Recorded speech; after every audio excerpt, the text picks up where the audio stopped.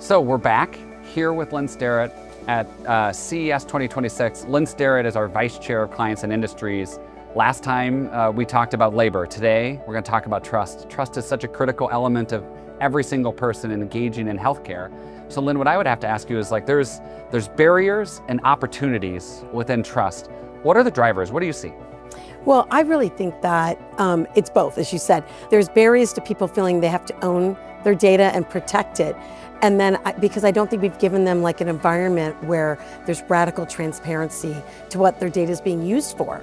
And so even if you think about some of our wearables, I, even as a very educated person on AI, on healthcare, still say no sometimes to that data because I want to know how the data is going to be used for me. There's a greater good of the data, but what's in it for me first so that I can figure out how is my data compared to others? How am I benchmarked? And that we don't offer that these days. We really offer only your personal data, but I would love to know, how does my sleep benchmark against Andy Davis's sleep?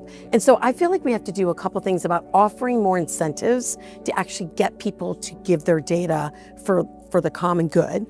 I also think we have to be really more radically transparent about the data and what the data is being used for, because there's still a fear of people data being used against people, or it may come back in a different way that they didn't really get to have control over.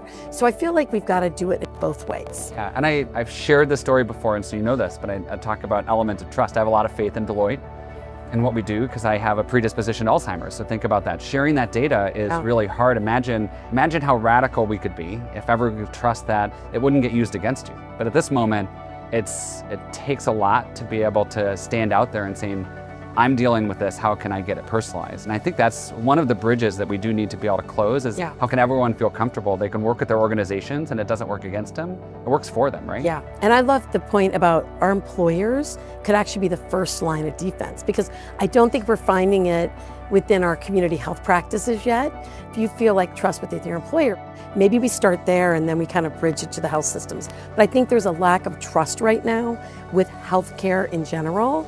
And so the ability to for people to actually feel comfortable sharing that isn't there. But the employer could be a really interesting angle. Well, and they spend so much time. If you think about owners of both cost of healthcare, but also where an employee spends most of their time, it's not at a doctor's office, it's not talking to an insurer, hopefully, it's with their employer. Yeah.